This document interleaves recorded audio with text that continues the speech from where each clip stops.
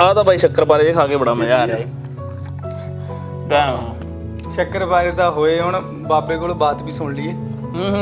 ਤੈਨੂੰ ਮੈਂ ਦੱਸਾਂ, ਸਾਡੇ ਜ਼ਮਾਨੇ 'ਚ ਮਿੱਠਾ ਖਾਣ ਨੂੰ ਮਿਲਦਾ ਨਹੀਂ ਸੀ ਹੁੰਦਾ। ਤੇ ਦਵਾਈ ਦੂੜੀ ਆਉਣੀ ਨਾ ਤੇ ਲੱਡੂ ਬਾਣੇ ਤਾਂ ਸਵੇਰ ਨੂੰ ਛਾਲਾ ਮਾਰਦੇ ਫਿਰਨਾ, ਰਾਤ ਨੂੰ ਦਵਾਈ ਲੱਡੂ ਖਾਣੇ। ਹੁਣ ਮਿੱਠਾ ਬਹੁਤ ਹੋ ਗਿਆ ਤੇ ਬਲੱਡ ਪ੍ਰੈਸ਼ਰ ਹਾਈ ਹੋਣ ਡਿਆ ਸਾਰਾ। ਪਹਿਲਾਂ ਚਾਚਾ ਮੈਨੂੰ ਵੀ ਚੇਤਾ ਦਵਾਇਆ ਇਹ ਮਤਲਬ ਜਿੱਦਾਂ ਜਦੋਂ ਆਪਣੇ ਕਿਤੇ ਵਿਆਹ ਹੋ ਜਾਂਦੇ ਸੀਗੇ ਤੇ ਉੱਥੇ ਰਸਗੁੱਲੇ ਖਾਣੇ ਕਮਲਾ ਖਾਣੀਆਂ। ਤੂੰ ਬਈ ਮੈਨੂੰ ਜਿੱਦੀ ਬਹੁਤ ਹੁੰਦਾ ਸੀ, ਉਹ ਜਿੱਦੀ ਨਾਲ ਕੇ ਬਜਾਣ ਲੱਤਾਂ ਫਸਾ ਕੇ ਆਓ ਮੈਨੂੰ ਹੁਣੇ। ਅੱਛਾ ਜੀ, ਮੈਂ ਤੁਸੀਂ ਧੜੀਆਂ ਨਹੀਂ 3-4 ਦਿਨਾਂ ਦੇ ਸਾਨੂੰ ਛੋਟਾ ਹੁੰਦਾ ਕੁੱਟਦਾ ਰਿਹਾ। ਛੋਟੇ ਹੁੰਦੇ ਹੀ ਕਹੀ ਕਿਹੜਾ ਕੋਈ ਜਿੱਦ ਕਰਨੀ, ਸਾਨੂੰ ਕੁੱਟਦਾ ਰਹਿੰਦਾ ਹੀ ਗੱਲ ਦਾ। ਕਰਦੀ ਮੈਂ ਹੁਣ ਵੀ ਪੱਕਾ। ਅੱਛਾ ਬਈ, ਅੱਛਾ ਬਾਬਾ, ਤੂੰ ਸਾਨੂੰ ਬਾਤ ਸੁਣਾ ਰੂਪ ਦੇ ਬਸੰਤ ਦੀ। ਠੀਕ ਆ। ਹਾਂ, ਅੱਜ ਪਿਛਲੀ ਵਾਰੀ ਆਪਣਾ ਦੂਜਾ ਮੁੰਡਾ ਵੀ ਕਹਿੰਦਾ ਸੀ ਸੁਣਾਇਓ ਆਹੋ। ਵੀ ਹੁਣ ਨਿਆਣੇ ਤਾਂ ਗਏ ਆਪਣੇ ਨਾਨਕੀ, ਹਾਂਜੀ, ਤੇ ਤੁਹਾਨੂੰ ਬਾਤ ਸੁਣਾ ਦਿੰਦਾ ਹਾਂ ਮੈਂ। ਸਾਨੂੰ ਸੁਣਾ ਭਾਜੀ, ਫਾਇਦਾ ਲੈ ਲਈ, ਨਹੀਂ ਤਾਂ ਕਦੀ ਨਿਆਣਿਆਂ ਦਾ ਆ ਲਿਆਓ, ਕਦੀ ਨਿਆਣਿਆਂ ਦਾ ਉਹ ਲਿਆਓ। ਉਹਨਾਂ 'ਚ ਹੀ ਬਿਜ਼ੀ ਹੋਏ ਪਏ ਆ। ਅੱਛਾ ਭਾਈ, ਇਹ ਬਾਤ ਥੋੜੀ ਲੰਬੀ ਆ। ਕੰਡੀਸ਼ਨ ਇਹ ਆ, ਨਾ ਤਾਂ ਸੋਨਾ ਹਾਂ, ਤੇ ਨਾਲ ਨਾ ਘਰ ਆ। ਠੀਕ, ਆ ਦੇਖੋ ਚਾਹ ਰੱਖੀ ਹੈ ਠੀਕ ਨਾ ਆ, ਆਪਾਂ। ਲੰਬੀ ਬਾਤ ਆ।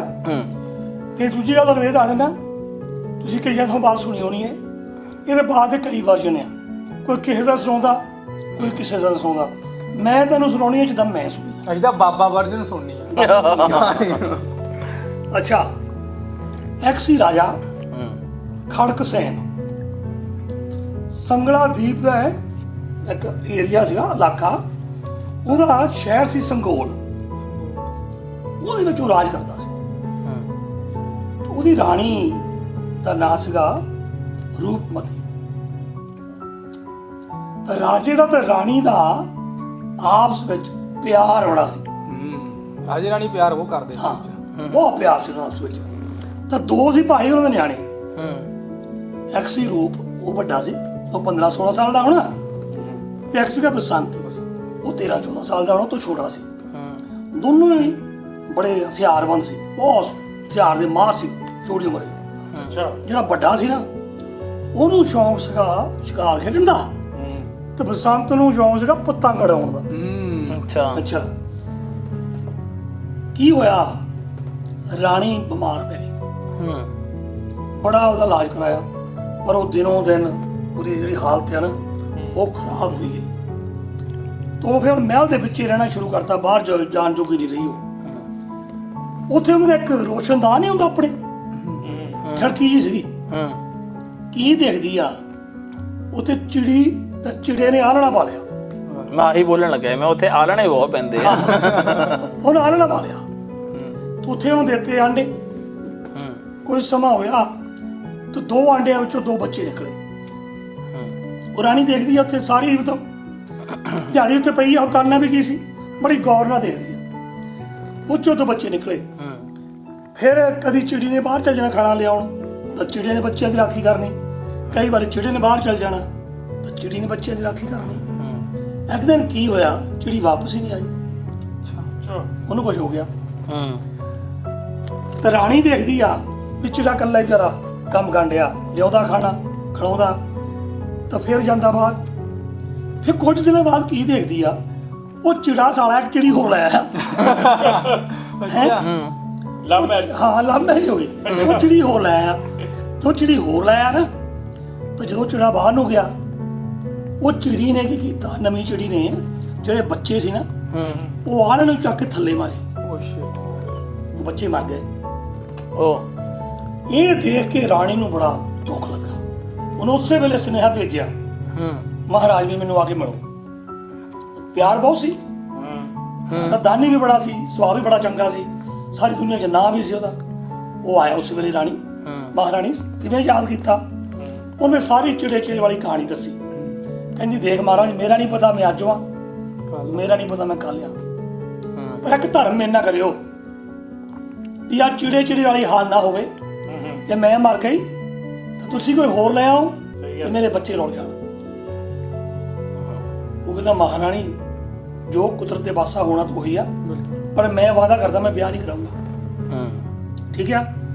ਕੁਝ ਦਿਨ ਹੋਏ, ਉਹ ਰਾਣੀ ਮਰ ਗਈ। ਜਦੋਂ ਰਾਣੀ ਮਰ ਗਈ, ਸੰਸਕਾਰ ਕੀਤਾ ਉਹਦਾ, ਤੇ ਰਾਜੇ ਦਾ ਉਹਨਾਂ ਪਿਆਰ ਬਹੁਤ ਸੀ। ਉਹਦੀ ਤਾਂ ਜਿੱਦਾਂ ਦੁਨੀਆ ਹੀ ਉਜੜ ਗਈ, ਉਹਦਾ ਸਾਰੇ ਕੰਮਾਂ 'ਚ ਉਹ ਧਿਆਨ ਜਿਹੜਾ ਸੀ ਹਟ ਗਿਆ। ਇਕੱਲੇ ਨੇ ਬੈਠੇ ਰਹਿਣਾ, ਬਸ ਦੇਖੀ ਜਾਣਾ ਛੱਤ ਵੱਲ, ਉਦਾਸ ਹੋ ਗਿਆ। ਤੇ ਜਿਹੜਾ ਵਜ਼ੀਰ ਸੀ ਨਾ ਉਹਨਾਂ ਦਾ, ਮਹਾ ਵਜ਼ੀਰ ਜਿਹਨੂੰ ਕਹਿੰਦੇ ਆ, ਉਹ ਬਹੁਤ ਚਲਾਕ ਸੀ। ਉਹਨੇ ਹੌਲੀ ਹੌਲੀ ਸਾਰਾ ਕੰਮ ਕਾਰ ਆਪ ਨਾਲ ਦੇਖਣਾ ਸ਼ੁਰੂ ਕਰ ਦਿੱਤਾ। ਅੱਛਾ।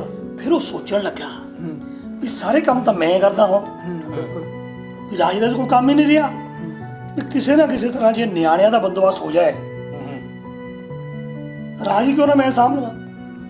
ਉਹਨੂੰ ਫਿਰ ਤਰਤੀਬ ਬਣਾਈ। ਉਹਨੇ ਇੱਕ ਡਾਂਸਰ ਸੀ ਜਿਹਦਾ ਨਾਮ ਸੀ ਚੰਦਰਵਤੀ। ਅੱਛਾ। ਬਹੁਤ ਸੁਣਖੀ ਤੇ ਬਹੁਤ ਹੀ ਵਧੀਆ ਉਹ ਡਾਂਸ ਕਰਦੀ ਹੁੰਦੀ ਸੀ। ਮਹਾਰਾਜ ਦੇ ਨਾਂ ਕਹਿਣ ਦੇ ਵੀ ਕਰੀ ਉਹ ਲੈ ਆਇਆ ਦਰਬਾਰ ਵਿੱਚ। ਉਹ ਚੰਦਰਵਤੀ ਨੇ ਡਾਂਸ ਕੀਤਾ, ਇੰਨਾ ਸੋਹਣਾ ਡਾਂਸ ਕੀਤਾ। ਵਜ਼ੀਰ ਦੇ ਕਹਿਣ ਤੇ ਰਾਜਾ ਮੰਨ ਗਿਆ, ਚਲੋ ਠੀਕ ਹੈ ਇੱਥੇ ਰੱਖ ਲੈਂਦੇ ਆ। ਹੌਲੀ ਹੌਲੀ ਵਜ਼ੀਰ ਨੇ ਜਿਹੜੀ ਚੰਦਰਵਤੀ ਸੀ ਨਾ, ਉਹਨੂੰ ਰਾਜੇ ਦੇ ਲਾਗੇ ਕਰਨ ਦੀ ਕੋਸ਼ਿਸ਼ ਕੀਤੀ ਕਿ ਸਭ ਲਾਗੇ ਹੋ ਜਾਵੇ। ਤਾਂ ਹੌਲੀ ਹੌਲੀ ਉਹਨੂੰ ਰਾਜੇ ਨੂੰ ਮਨਾ ਲਿਆ, ਉਹਨਾਂ ਵਿਆਹ ਕਰਾ ਲਿਆ। ਰਾਜੇ ਨੇ ਉਹਦੇ ਨਾਲ ਫਿਰ ਵਿਆਹ ਕਰ ਲਿਆ। ਉਹ ਗੱਲ ਹੋਈ ਜਿਹੜੀ ਤੋਂ ਰਾਣੀ ਕਰਦੀ ਸੀ। ਬਿਲਕੁਲ। ਹੁਣ ਫਿਰ ਤਰਤੀਬ ਬਣਾਉਣ ਲੱਗੇ ਕਿ ਰੂਪ ਤੇ ਬਸੰਤ ਨੂੰ ਕਿੱਦਾਂ ਕੱਢਣਾ ਵਿੱਚੋਂ। ਉਹਨਾਂ ਨੇ ਸਲਾਹ ਕਰ ਲਈ। ਇੱਕ ਦਿਨ ਕਿਤੇ ਆਪਣਾ ਰੂਪ ਬਸੰਤ ਜਿਹੜਾ ਸੀ ਨਾ, ਉਹ ਪਤੰਗ ਉਡਾਉਂਦਾ ਸੀ। ਉਹਦਾ ਪਤੰਗ ਟੁੱਟ ਗਿਆ। ਉਹ ਜਿੱਥੇ ਉਹ ਰਾਣੀ ਬੈਠੀ ਸੀ, ਨਵੀਂ ਰਾਣੀ, ਉਹਦੇ ਮਹਿਲ ਵਿੱਚ ਆ ਗਿਆ। ਉਹਨੇ ਉਹਦੇ ਉੱਤੇ ਭਾਈ ਡੋਰੇ ਪਾਉਣੇ ਸ਼ੁਰੂ ਕਰ ਦਿੱਤੇ। ਅੱਛਾ। ਰੂਪ ਤੇ? ਹਾਂ, ਬਸੰਤੇ। ਬਸੰਤੇ ਉੱਤੇ ਡੋਰੇ ਪਾਉਣੇ ਸ਼ੁਰੂ ਕਰ ਦਿੱਤੇ। ਤੇ ਡੋਰੇ ਪਾਉਣੇ ਸ਼ੁਰੂ ਉਹ ਕਹਿੰਦਾ ਦੇਖੋ ਮਹਾਰਾਣੀ, ਤੁਸੀਂ ਮੇਰੀ ਮਾਤਾ ਹੋ, ਮਾਂ ਹੋ ਮੇਰੀ, ਵੀ ਇਹ ਨਹੀਂ ਹੋ ਸਕਦਾ, ਮੈਂ ਤੁਹਾਡਾ ਪੁੱਤਰ ਆ। ਉਹ ਕਹਿੰਦੀ ਦੇਖ ਕਾਕਾ, ਨਾ ਮੈਂ ਤੈਨੂੰ ਢਿੱਡੋਂ ਜਾਇਆ, ਤੇ ਨਾਲ ਤੋਂ ਮੇਰਾ ਹੈਗਾ ਖੂਨ। ਤੇਰਾ ਬਾਪ ਬੁੱਢਾ ਆ, ਮੈਂ ਹਜੇ ਜਵਾਨ ਵਾਂ, ਮੇਰੇ ਵੀ ਸਰੀਰ ਦੀਆਂ ਕੋਈ ਲੋੜਾਂ, ਵੀ ਤੂੰ ਆ ਇੱਥੇ ਰਹਿ, ਆਪਾਂ ਜ਼ਿੰਦਗੀ ਗੁਜ਼ਾਰਦੇ ਆ। ਰਾਜਾ ਰਾਜ ਕਰੀ ਜਾਂਦਾ, ਆਪਾਂ ਆਪਣੀ ਜ਼ਿੰਦਗੀ ਬਣਾ ਲੈਂਦੇ ਆ। ਉਹ ਕਹਿੰਦਾ ਨਹੀਂ, ਇਹ ਨਹੀਂ ਹੋ ਸਕਦਾ। ਉਹਨੇ ਬੜਾ ਜ਼ੋਰ ਲਾਇਆ, ਬੜਾ ਪੱਟਣ ਦੀ ਕੋਸ਼ਿਸ਼ ਕੀਤੀ।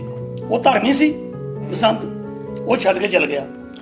ਉਹਨਾਂ ਦੀ ਪਹਿਲੀ ਚਾਲ ਸੀ, ਉਹਨੇ ਮਗਰੇ ਰੌਲਾ ਪਾਉਣਾ ਸ਼ੁਰੂ ਕਰਤਾ, ਨਾਲ ਹੀ ਆਪਣੇ ਕੱਪੜੇ ਪਾੜ ਲਏ, ਬਾਲ ਖਿਲਾਰ ਲਏ, ਰੋਣ ਲੱਗ ਪਈ ਉੱਚੀ ਉੱਚੀ। ਜਦੋਂ ਮਹਾਰਾਜ ਨੂੰ ਪਤਾ ਲੱਗਾ, ਉਹ ਭੱਜੀ ਭੱਜੀ ਉੱਥੇ ਆਏ। ਕਹਿੰਦੇ ਮਹਾਰਾਣੀ ਕੀ ਗੱਲ ਆ, ਕੀ ਚੱਕਰ, ਗੱਲ ਕੀ ਹੋਈ? ਉਹ ਕਹਿੰਦੀ ਬਸੰਤ ਨੇ ਮੇਰੇ ਨਾਲ ਬਹੁਤ ਧੱਕਾ ਕੀਤਾ। ਕਹਿੰਦਾ ਕੀ ਹੋਇਆ? ਕਹਿੰਦੀ ਮੇਰੇ ਨਾਲ ਜ਼ਬਰਦਸਤੀ ਕਰਨ ਦੀ ਕੋਸ਼ਿਸ਼ ਕੀਤੀ ਆ। ਮਹਾਰਾਜਾ ਕਹਿੰਦਾ ਨਾ, ਮੇਰਾ ਬਸੰਤ ਇਦਾਂ ਦਾ ਨਹੀਂ, ਉਹ ਤਾਂ ਬੜਾ ਧਰਮੀ ਚੁੱਕੀ ਬੱਚਾ ਮੇਰਾ, ਉਹ ਇਦਾਂ ਕੰਮ ਕਰ ਹੀ ਨਹੀਂ ਸਕਦਾ। ਉਹ ਕਹਿੰਦੀ ਮਹਾਰਾਜ ਮੈਨੂੰ ਪਤਾ ਨਹੀਂ ਤੁਸੀਂ ਇਹ ਕਹਿਣਾ, ਤੁਹਾਡਾ ਭਾਈ ਖੂਨ ਆ, ਤੁਸੀਂ ਉਹਦਾ ਹੀ ਪਾਸਾ ਲੈਣਾ, ਮੈਂ ਕੌਣ ਹੁੰਦੀ ਆ? ਰਾਜਾ ਵੀ ਫਸ ਗਿਆ, ਇਹ ਵੀ ਗਲਤ ਵਾ। ਉਹਨੂੰ ਫਿਰ ਕੀ ਕੀਤਾ, ਦੂਜੇ ਦਿਨ ਬਸੰਤ ਨੂੰ ਦਰਬਾਰ ਦੇ ਵਿੱਚ ਸੱਦਿਆ। ਉਹਨੂੰ ਬਿਨਾਂ ਉਹਦੀ ਗੱਲ ਸੁਣੇ ਤਾਂ ਉਹਨੂੰ ਹੁਕਮ ਦਿੱਤਾ ਦੇਸ਼ਨ ਕਾਲੇ ਦਾ, ਵੀ ਜਾ ਹੁਣੇ ਹੀ ਚੱਕ ਆਪਣਾ ਸਮਾਨ, ਚਲੇ ਜਾ ਇੱਥੋਂ, ਮੇਰੇ ਰਾਜ ਦੀ ਹੱਦ ਚੋਂ ਬਾਹਰ ਨਿਕਲ ਜਾ। ਉਹਦੀ ਕਿਸੇ ਗੱਲ ਹੀ ਨਹੀਂ ਸੁਣੀ। ਸਾਰਾ ਦਰਬਾਰ ਇਹ ਜਾਣਦਾ ਸੀ ਕਿ ਬਸੰਤ ਸਹੀ ਆ, ਜਿਹੜੀ ਨਵੀਂ ਰਾਣੀ ਆ ਨਾ ਚੰਦਰਮਤੀ, ਉਹ ਗਲਤ ਹੈ, ਇਹ ਗਲਤ ਵਾ। ਪਰ ਭਾਈ ਰਾਜੇ ਨੂੰ ਕੌਣ ਕਵੇ ਆਪਣਾ ਅੱਗਾ ਢੱਕ। ਬਿਲਕੁਲ। ਬਸੰਤ ਵਿਚਾਰਾ ਆਪਣਾ ਘੋੜਾ ਲਿਆ, ਉੱਤੇ ਚੜਿਆ, ਤੁਰ ਪਿਆ। ਜਦੋਂ ਰੂਪ ਨੂੰ ਪਤਾ ਲੱਗਾ, ਉਹ ਵੀ ਘੋੜਾ ਚੱਕਿਆ, ਉਹ ਵੀ ਉਹਦੇ ਮਗਰ ਆ ਗਿਆ। ਬਸੰਤ ਨੂੰ ਕਹਿੰਦਾ ਭਾਈ ਮੈਂ ਤਾਂ ਤੇਰੇ ਨਾਲ ਚੱਲੂ। ਉਹਨੇ ਬੜਾ ਰੋਕਣ ਦੀ ਕੋਸ਼ਿਸ਼ ਕੀਤੀ, ਨਾਲ ਦੱਸਿਆ ਭਾਈ ਮੇਰੇ 'ਚ ਕੋਈ ਕਸੂਰ ਨਹੀਂ। ਰੂਪ ਕਹਿੰਦਾ ਬਸੰਤ ਤੂੰ ਮੇਰਾ ਭਰਾ ਆ, ਮੈਨੂੰ ਪਤਾ ਤੇਰਾ, ਤੂੰ ਬਿਲਕੁਲ ਸਹੀ ਆ, ਪਰ ਮੈਂ ਵੀ ਕਦੇ ਇਸ ਰਾਜ 'ਚ ਨਹੀਂ ਰਹਿਣਾ ਤੇਰੇ ਤੋਂ ਬਿਨਾਂ। ਉਹਦੇ ਨਾਲ ਤੁਰ ਪਿਆ। ਕਈ ਘੰਟੇ ਬੀਤ ਗਏ, ਰਾਤ ਪਈ, ਫਿਰ ਦੂਜਾ ਦਿਨ ਚੜਿਆ, ਫਿਰ ਕਰਦੇ ਕਰਦੇ ਦੁਪਹਿਰੋਂ ਬਾਅਦ ਉਹ ਰਾਜ ਦੀ ਹੱਦ ਤੋਂ ਬਾਹਰ ਚਲ ਗਏ। ਫਿਰ ਉਹ ਜੰਗਲ 'ਚ ਰਹਿਣ ਲੱਗ ਪਏ। ਜੰਗਲ 'ਚ ਰਹਿਣਾ, ਉਹ ਦੋਵੇਂ ਤੱਕ ਉਹ ਜੰਗਲ ਸੀ, ਜੰਗਲ ਪਤਾ ਨਹੀਂ ਕੀ ਹੋ ਸਕਦਾ। ਉਹਨਾਂ ਨੇ ਇਹ ਕੀਤਾ ਵੀ ਜੋ ਰਾਤ ਪਿਆ ਕਰੂ ਨਾ, ਪਹਿਲਾਂ ਇੱਕ ਜਣਾ ਸੌ ਲਿਆ ਕਰੂ, ਫਿਰ ਦੂਜਾ ਉੱਠਿਆ ਕਰੂ, ਫਿਰ ਦੂਜਾ ਸੌ ਲਿਆ ਕਰੂਗਾ ਜੇ ਆਪਾਂ ਨਿਗਾਹ ਰੱਖਾਂਗੇ ਕੋਈ ਜੰਗਲੀ ਜਾਨਵਰ ਆ ਕੇ ਨਾ ਕੁਛ ਕਰ ਜਵੇ। ਭਾਣਾ ਰੱਬ ਦਾ ਬਸੰਤ ਜਾਗਦਾ ਸੀ ਅੱਛਾ ਤੇ ਰੂਪ ਸੁੱਤਾ ਪਿਆ ਸੀ। ਬਸੰਤ ਦੀ ਵਾਰੀ ਸੀ। ਉਸ ਦਰਖਤ ਦੇ ਲਾਗੇ ਸੱਪ ਰਹਿੰਦਾ ਸੀ। ਅੱਛਾ ਉਹ ਆ ਕੇ ਬਸੰਤ ਦੇ ਲੜ ਗਿਆ। ਨਹੀਂ ਜਾਗਦੇ ਦੇ ਰੂਪ ਸੁੱਤਾ ਦੀ ਵਾਰੀ ਸੀ। ਬਸੰਤ ਜਾਗਦਾ ਸੀ, ਰੂਪ ਸੁੱਤਾ ਪਿਆ ਸੀ। ਜਦੋਂ ਰੂਪ ਉੱਠਿਆ ਤਾਂ ਕੀ ਦੇਖਦਾ ਬਸੰਤ ਤਾਂ ਮਰਿਆ ਪਿਆ। ਹੁਣ ਜਗਾਉਣ ਦੀ ਕੋਸ਼ਿਸ਼ ਕੀਤੀ, ਉਹ ਕਿਤੇ ਜਾਗਣਾ ਸੀ। ਰੰਗ ਉਹਦਾ ਨੀਲਾ ਜਿਹਾ ਹੋ ਗਿਆ। ਉਹਨੂੰ ਪਤਾ ਲੱਗ ਗਿਆ ਵੀ ਬੜਾ ਅਫਸੋਸ ਹੋਇਆ, ਬੜਾ ਰੋਇਆ ਵੀ ਆਹ ਕੀ ਭਣਾ ਵਰਤ ਗਿਆ। 2 ਜਾਣੇ ਦੱਸੀ ਸੀਗੇ, ਮੈਂ ਹੁਣ ਇਕੱਲਾ ਰਹਿ ਗਿਆ। ਫਿਰ ਉਹ ਸੋਚਦਾ ਵੀ ਹੁਣ ਇਹਦਾ ਕਿਰਿਆ ਕਰਮ ਕਰਨਾ ਪੈਣਾ, ਉਹ ਕੱਫਣ ਲੈ ਕੇ ਆਵਾਂ। ਉਹ ਤੁਰ ਪਿਆ ਕੱਫਣ ਲੈਣ, ਉਹ ਨਿਕਲ ਗਿਆ। ਉਹਨੇ ਜਾ ਕੇ ਜਿਹੜਾ ਕਿਲੇ ਦੇ ਮੋਹਰੇ ਦਰਵਾਜ਼ਾ ਤੋਂ ਖੜਕਾਇਆ, ਜੋ ਖੜਕਾਇਆ ਉੱਥੋਂ ਬੰਦੇ ਨਿਕਲੇ। ਉਹ ਦੱਸਣ ਲੱਗਾ ਵੀ ਮੈਨੂੰ ਕੱਫੜ ਚਾਹੀਦਾ, ਮੇਰਾ ਭਰਾ ਮਰਿਆ ਪਿਆ। ਉਹ ਕਹਿੰਦਾ ਵੀ ਕੱਫੜ ਤੈਨੂੰ ਬਾਅਦ ਦਿੰਦੇ ਆ, ਪਰ ਸਾਡੇ ਸ਼ਹਿਰ ਦਾ ਬਾਦਸ਼ਾਹ ਮਰ ਗਿਆ। ਵੀ ਸਾਰਿਆਂ ਨੇ ਇਹ ਸਲਾਹ ਕੀਤੀ ਆ, ਉਹਦੇ ਲਾਲ ਕੋਈ ਨਹੀਂ, ਵੀ ਜਿਹੜਾ ਕੋਈ ਬਾਹਰੋਂ ਆਊਗਾ ਉਹਨੂੰ ਰਾਜਾ ਬਣਾ ਦੇਣਾ। ਅੱਛਾ ਸ਼ਹਿਰ ਦਾ ਨਾਂ ਸੀ ਮਿਸਰ। ਅੱਛਾ ਉਹਨਾਂ ਨੇ ਕੀਤਾ, ਰੂਪ ਨੂੰ ਉਹ ਲੈ ਗਿਆ ਅੰਦਰ ਅੱਛਾ ਵੀ ਚੱਲ ਤੈਨੂੰ ਬਾਦਸ਼ਾਹ ਬਣਾ ਦਈਏ। ਠੀਕ ਹੈ ਉਹਨੂੰ ਬਾਦਸ਼ਾਹ ਬਣਾ ਦਿੱਤਾ। 4-5 ਦਿਨ ਇੱਦਾਂ ਲੰਘ ਗਏ। ਫਿਰ ਬਾਅਦ ਨੂੰ ਯਾਦ ਆਇਆ ਮੇਰਾ ਭਰਾ ਤਾਂ ਉੱਥੇ ਮਰਿਆ ਪਿਆ, ਵੀ ਮੈਂ ਉਹਦੇ ਕੱਫਣ ਲੈ ਕੇ ਜਾਣਾ। ਉਹ ਆਪਣੇ ਮੰਤਰੀ ਦੇ ਨਾਲ ਲੈ ਆਉਣ ਤੇ ਕੱਫਣ ਲੈ ਕੇ ਉਹਨੂੰ ਤੁਰ ਪਿਆ। ਕੀ ਹੁੰਦਾ ਜੇ ਉੱਥੇ ਦਰਖਤ ਦੇ ਲਾਗੇ ਪਹੁੰਚਦਾ, ਨਾਲ ਉਹਦੇ ਅਹਲਕਾਰ ਹੁੰਦੇ ਆ, ਉੱਥੇ ਬਸੰਤ ਹੈ ਹੀ ਨਹੀਂ। ਜਦੋਂ ਬਸੰਤ ਹੈ ਨਹੀਂ ਤਾਂ ਬੜਾ ਪਛਤਾਵਾ ਲੱਗਾ, ਸੋਚਣ ਲੱਗਾ ਵੀ ਮੈਂ ਚੇਤਾ ਭੁਲਾਤਾ ਆਪਣੇ ਭਰਾ ਦਾ। ਉੱਥੇ ਜਾ ਕੇ 4-5 ਦਿਨ ਲੱਗ ਗਏ। ਉਹਨੂੰ ਸ਼ਾਇਦ ਕੋਈ ਜਾਨਵਰ ਜਰੂਰ ਮਰੇ ਨੂੰ ਖਾ ਗਏ। ਆ ਗਿਆ ਹੁਣ। ਉਹ ਵਿਚਾਰਾ ਭਰੇ ਮਨ ਦੇ ਨਾਲ ਉੱਥੋਂ ਮੁੜ ਕੇ ਆਪਣੇ ਸ਼ਹਿਰ ਨੂੰ ਮੁੜ ਗਿਆ। ਇੱਧਰ ਅਸਲ 'ਚ ਕੀ ਹੋਇਆ, ਜਦੋਂ ਰੂਪ ਚਲੇ ਗਿਆ ਨਾ ਤਾਂ ਇੱਕ ਜੋਗੀ ਆਇਆ। ਉਹਦਾ ਨਾਂ ਸੀ ਮੰਗਲਨਾਥ। ਹਾਂ ਓਕੇ ਜੋ ਬੜਾ ਪਹੁੰਚਿਆ ਹੋਇਆ ਜੋਗੀ ਸੀ। ਉਹਨੂੰ ਦੇਖਿਆ, ਉਹਨੇ ਪੈਰ ਤੇ ਜ਼ਖਮ ਦੇਖਿਆ। ਉਹਨੇ ਹੱਥ ਲਾ ਕੇ ਦੇਖਿਆ, ਜੋ ਦੇਖਿਆ ਹਜੇ ਨਬਜ਼ ਚੱਲਦੀ ਸੀ, ਹਜੇ ਮਰਿਆ ਨਹੀਂ, ਬੇਹੋਸ਼ ਸੀ ਉਹ। ਉਹਨੇ ਫਿਰ ਬੀਨ ਕੱਢੀ, ਉਹ ਫਿਰ ਏਦਾਂ ਬੀਨ ਵਜਾਉਣੀ ਸ਼ੁਰੂ ਕੀਤੀ ਨਾ। 10-15 ਮਿੰਟ ਜਦੋਂ ਬੀਨ ਵਜਾਈ, ਫਿਰ ਉਹੀ ਸੱਪ ਮਿਲਦਾ ਆਇਆ। ਹੁਣ ਜਿੱਥੇ ਪੈਰ ਤੇ ਵੱਢਿਆ ਸੀ ਨਾ, ਉੱਥੋਂ ਹੀ ਲੱਗ ਕੇ ਉਹਦਾ ਸਾਰਾ ਜਿਹੜਾ ਜ਼ਹਿਰ ਸੀ ਨਾ, ਉਹ ਮੁੜ ਕੇ ਵਾਪਸ ਕੱਢ ਲਿਆ ਤੇ ਬਸੰਤ ਠੀਕ ਹੋ ਗਿਆ। ਉਹ ਜੋਗੀ ਬਸੰਤ ਨੂੰ ਨਾਲ ਹੀ ਲੈ ਗਿਆ ਵੀ ਚੱਲ ਤੂੰ ਮੇਰੇ ਨਾਲ ਚੱਲ, ਕਿਉਂ ਕਮਜ਼ੋਰ ਹੋਇਆ ਸੀ, ਉਹਦਾ ਇਲਾਜ ਲੂਜ ਕੀਤਾ ਹੋਇਆ, ਬਿਲਕੁਲ ਠੀਕ ਹੋ ਗਿਆ। ਤਾਂ ਉਹ ਕਹਿੰਦਾ ਜੀ ਮੈਂ ਤੁਹਾਡੇ ਨਾਲ ਹੀ ਰਹਿਣਾ। ਤਾਂ ਉਹਦੇ ਨਾਲ ਹੀ ਰਹਿਣ ਲੱਗ ਪਿਆ। ਕਈ ਮਹੀਨੇ ਉਹ ਜੋਗੀ ਨਾਲ ਫਿਰਦਾ ਰਿਹਾ। ਇੱਕ ਦਿਨ ਕੀ ਹੋਇਆ, ਉਹ ਘੋੜੇ ਤੇ ਸਵਾਰ ਹੋਇਆ, ਸ਼ਿਕਾਰ ਖੇਡਣ ਚਲ ਗਿਆ। ਸ਼ਿਕਾਰ ਖੇਡਦਾ ਉਹ ਐਡੀ ਦੂਰ ਨਿਕਲ ਗਿਆ ਨਾ, ਉੱਤੋਂ ਪੈ ਗਿਆ ਹਨੇਰਾ। ਹੁਣ ਨਾ ਉਹ ਵਾਪਸ ਜਾਣ ਜੋਗਾ, ਉਹ ਜੰਗਲ ਆ। ਹੁਣ ਮੋਰੇ ਜਾਣ ਦੀ ਲੋੜ ਸੀ। ਉਹ ਦੂਰੋਂ ਉਹਨੂੰ ਮਾੜੀ ਜਿਹੀ ਲਹਿਰ ਦਿਸੀ, ਉਹਨੂੰ ਘੋੜਾ ਉਧਰ ਨੂੰ ਤੋੜ ਲਿਆ। ਜਦੋਂ ਉੱਥੇ ਪਹੁੰਚਾ ਤਾਂ ਸ਼ਹਿਰ ਸੀਗਾ ਮਿਸਰ, ਜਿੱਥੇ ਰੂਪ ਰਾਜਾ ਬਣਿਆ। ਉਹੀ ਸ਼ਹਿਰ ਸੀ। ਉਹ ਵੀ ਜਾ ਕੇ ਦਰਵਾਜ਼ੇ ਦੇ ਹੱਥ ਮਾਰੇ, ਤੇ ਜਿਹੜਾ ਉੱਥੇ ਦਾ ਪਹਿਰੇਦਾਰ ਸੀ ਨਾ ਅੰਦਰ, ਉਹਨੂੰ ਵੱਡਾ ਦਰਵਾਜ਼ਾ ਸੀ, ਉਹ ਨਿੱਕੀ ਜਿਹੀ ਖਿੜਕੀ ਖੋਲੀ, ਵਿੱਚ ਦੇਖਿਆ। ਉਹਦੇ ਵਿੱਚ ਦੇਖਿਆ। ਕਹਿੰਦਾ ਭਾਈ ਕੌਣ ਆ ਤੂੰ? ਉਹ ਕਹਿੰਦਾ ਜੀ ਮੇਰਾ ਨਾਮ ਬਸੰਤ ਆ, ਤੇ ਮੈਂ ਸ਼ਿਕਾਰ ਖੇਡਦਾ ਦੂਰ ਆ ਗਿਆ, ਮੇਰੇ ਵਾਪਸ ਜਾਣਾ ਔਖਾ, ਵੀ ਤੂੰ ਖੋਲ ਦੇ ਮੈਂ ਅੰਦਰ ਆ ਜਾਵਾਂ। ਉਹ ਕਹਿੰਦਾ ਨਾ ਬਈ, ਸਾਡੇ ਤਾਂ ਰਾਜੇ ਰੂਪ ਦਾ ਹੁਕਮ ਆ ਬਈ ਰਾਤ ਨੂੰ ਜਦੋਂ ਸੂਰਜ ਛਿਪ ਗਿਆ ਦਰਵਾਜ਼ਾ ਨਹੀਂ ਖੋਲਣਾ। ਇੱਥੇ ਆਉਂਦਾ ਜੰਗਲੀ ਸ਼ੇਰ, ਆਦਮਖੋਰ, ਜਿਹਨੂੰ ਬੰਦਿਆਂ ਦਾ ਮੀਟ ਖਾਣ ਦਾ ਪੌਸਾ, ਵੀ ਜੇ ਉਹ ਅੰਦਰ ਆਣ ਵੜਿਆ ਉਹ ਤਾਂ ਸਾਰਿਆਂ ਨੂੰ ਮਾਰ ਦੂਗਾ। ਇਸ ਲਈ ਮਾਫ ਕਰੀ, ਪਰ ਮੈਨੂੰ ਅੰਦਰ ਨਹੀਂ ਆਉਣ ਦੇ ਸਕਦਾ। ਆਪਣਾ ਬਸੰਤ ਬੜਾ ਅਪਸੈਟ ਹੋਇਆ, ਪਰ ਕੀ ਕਰਦਾ ਵੀ ਹੁਣ, ਤੇਰੇ ਤਰਲੇ ਲੈ, ਉਹਨੂੰ ਖੋਲਿਆ ਹੀ ਨਹੀਂ। ਉਹਨੇ ਕੀ ਕੀਤਾ ਵੀ ਹੁਣ ਜੋ ਉਹ ਦੇਖੀ ਚੱਲੂ। ਉਹ ਦਰਵਾਜ਼ੇ ਦੇ ਨਾਲ ਢੋਲ ਲਾ ਕੇ ਬਹਿ ਗਿਆ।